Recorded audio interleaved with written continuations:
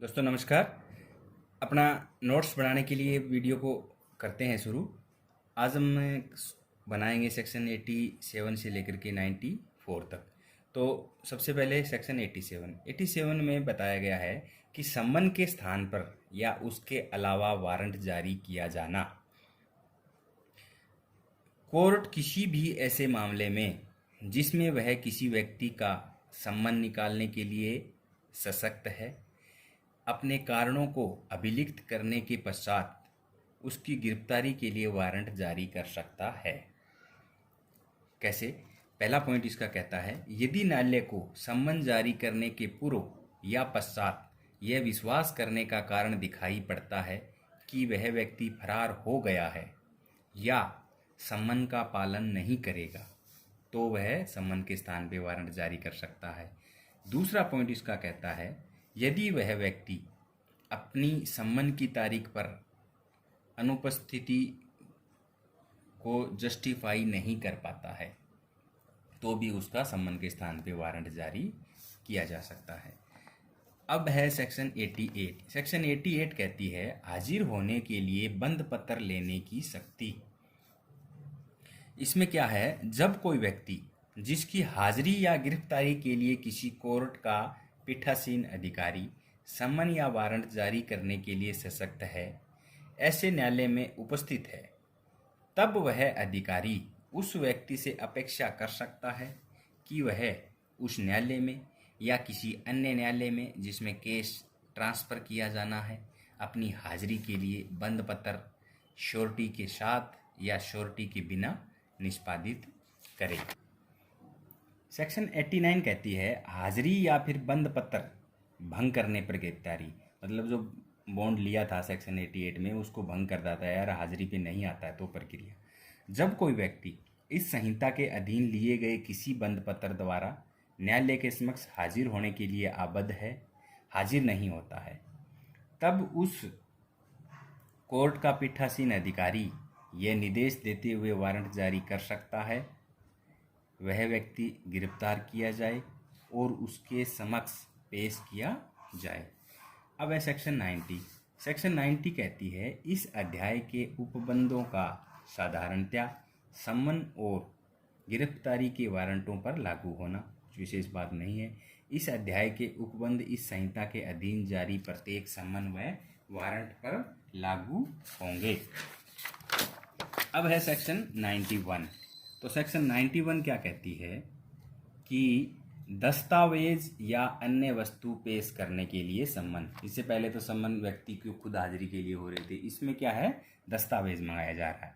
तो इसका पहला पॉइंट कहता है, जब कभी कोई न्यायालय या पुलिस थाने का बारसाधक अधिकारी यह समझता है कि किसी तफ्तीश, जांच, विचारण या फिर कोई अन्य कार्रवाई में जो उसके समक्ष इस संहिता के अधीन हो रही है, किसी दस्तावेज या वस्तु का पेश किया जाना आवश्यक है और किसी व्यक्ति के कब्जे में ऐसा दस्तावेज या ऐसी वस्तु होने का विश्वास है, तो वह कोर्ट उस व्यक्ति को सम्मन कर सकता है या फिर वो एसएचओ ऐसा एक आदेश जारी कर सकता है कि वो व्यक्ति वह वस्तु पेश करने, वो वस्तु क्या है वहाँ पे पेश करे। दूसरा पॉइंट इसका कहता है, यदि वह व्यक्ति उस वस्तु या दस्तावेज को स्वयं हाजिर हुए बिना ही पेश करवा देता है तो यह समझा जाएगा कि उसने आदेश का अनुपालन कर लिया, क्योंकि इसके अंदर वस्तु मंगवाई जाती है, ना कि व्यक्ति को आना होता है। इस धारा की कोई बात भारतीय साक्ष्य अधिनियम 1872 की धारा 123 व 24 व बैंककार बही साक्ष्य अधिनियम 1891 पर प्रभाव डालने वाली नहीं समझी जाएगी। दूसरा पॉइंट इसका कहता है, डाक या तार प्राधिकारी की अभिरक्षा में किसी पत्र, पोस्ट कार्ड, तार या अन्य दस्तावेज या पार्सल पर भी इसकी ये बात लागू नहीं होगी। नोट है इसमें, यह धारा क्या है, अभियुक्त पर भी लागू नहीं है। मतलब आप अभियुक्त से कोई दस्तावेज नहीं मंगवा सकते इस धारा के तहत। अब है सेक्शन 92। सेक्शन 92 कहती है, पत्रों व तारों के संबंध में प्रक्रिया। यदि किसी जिला मजिस्ट्रेट यानी कि डीएम, मुख्य न्यायिक मजिस्ट्रेट, सीजेएम सेशन न्यायालय या फिर हाईकोर्ट उच्च न्यायालय की राय में किसी डाक या तार प्राधिकारी के कब्जे में कोई दस्तावेज, पार्सल या वस्तु है और किसी जांच या अन्वेषण में या फिर कोई अन्य कार्रवाई में इसकी आवश्यकता है, तो वे उस प्राधिकारी को आदेश दे सकते हैं कि वे दस्तावेज, पार्सल या अन्य वस्तु उस व्यक्ति को प्रदान कर दे जिसे वह न्यायालय आदेश दे। दूसरा पॉइंट कहता है, यदि किसी अन्य मजिस्ट्रेट की, चाहे वह कार्यपालक हो या न्यायिक हो, या किसी पुलिस आयुक्त या किसी पुलिस अधीक्षक की राय में ऐसा कोई दस्तावेज, पार्सल या वस्तु किसी प्रयोजन हेतु चाहिए, तो वह उस प्राधिकारी को आदेश दे सकता है कि वह उनके लिए तलाशी कराए। जब प्राधिकारी आदेश देते हैं उनके लिए तलाशी कराए, उपधारा 1 के अधीन आदेश मिलने तक निरुद्ध रखे। अब है सेक्शन 93।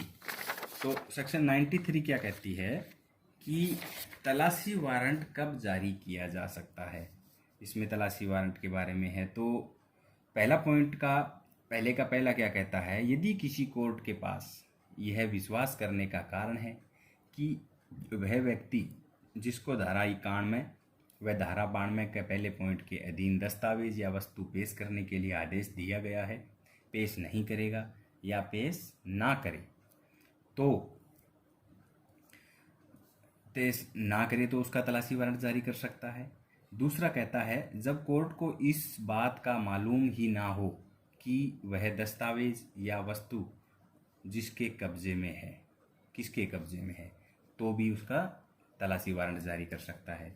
तीसरा पॉइंट है इसका, और जहां कोर्ट यह समझता है कि इस तलाशी से किसी जांच या फिर तफ्तीश में किसी प्रकार की मदद मिल सकती है, तो भी न्यायालय तलाशी वारंट जारी कर सकता है।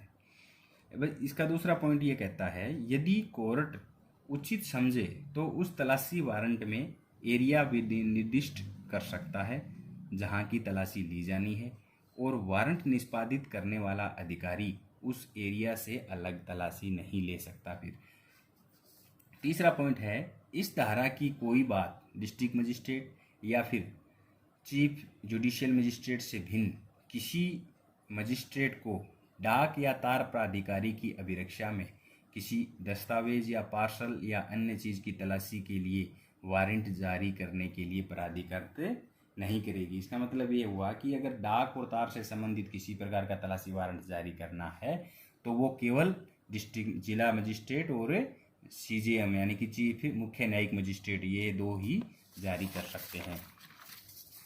अब है सेक्शन 94। सेक्शन 94 कहती है, उस स्थान की तलाशी जिसमें चुराई हुई संपत्ति, कूटरचित दस्तावेज आदि होने का संदेह है। यदि किसी डिस्ट्रिक्ट मजिस्ट्रेट, एसडीएम या फिर फर्स्ट क्लास मजिस्ट्रेट, ये 3 कैटेगरी है इसमें, को यह इतला मिलती है कि किसी स्थान पर कोई चुराई हुई संपत्ति या कोई आपत्तिजनक वस्तु मौजूद है और अपनी तरफ से जांच कराने के बाद विश्वास करने का कारण हो, तब वे हेड कांस्टेबल या उससे ऊपर रैंक के किसी पुलिस अधिकारी को निम्न प्राधिकार दे सकते हैं वारंट के साथ। पहला प्राधिकार क्या देंगे इसमें कि ऐसे स्थान में ऐसी सहायता के साथ जो आवश्यक हो प्रवेश करेगा। दूसरा इसमें कहता है, वारंट में निर्दिष्ट रीति अनुसार तलाशी लेगा। तीसरा कहता है, वहां पाई गई संपत्ति या वस्तु जो चुराई हुई होने का संदेह है या आपत्तिजनक है को कब्जे में लेगा। इसका चौथा पॉइंट है, ऐसी वस्तुओं को कब्जे में लेकर कोर्ट में पेश करेगा या जज को अगर मौके पे बुलाया है तो उसकी निगरानी रखेगा। पांचवा पॉइंट इसका कहता है, ऐसे प्रत्येक व्यक्ति को अभिरक्षा में ले जिस पर इन कार्यों में शामिल होने का संदेह है और उन्हें मजिस्ट्रेट के समक्ष पेश करेगा। दूसरा पॉइंट इसमें बताया गया है कि आपत्तिजनक वस्तुएं क्या क्या हो गई। तो ये आपत्तिजनक वस्तुएं हैं निम्न, जैसे पहला है कूटरचित सिक्का, धातु टोकन एक्ट 1889 के उल्लंघन में कोई भी बनाई गई कोई वस्तु, या फिर सीमा शुल्क एक्ट 1962 की धारा 11 के उल्लंघन कर भारत लाया गया कोई धातु खंड, कूटरचित करेंसी या फिर कूटरचित स्टाम्प, कूटरचित दस्तावेज, नकली मुद्रा, IPC 292 के अनुसार जो अश्लील साहित्य बताया गया, अश्लील वस्तुएं बताई गई है वो, और उपयुक्त को जो ये टोटल सामग्री बताई है, इनको तैयार करने के लिए अगर कोई भी प्रकार की सामग्री है, कोई भी स्टैंप है किसी प्रकार की, तो वो भी आपत्तिजनक वस्तु के अंदर आएगी। तो दोस्तों अपना ये चैप्टर यहीं तक लेते हैं, मिलते हैं अगले वीडियो में।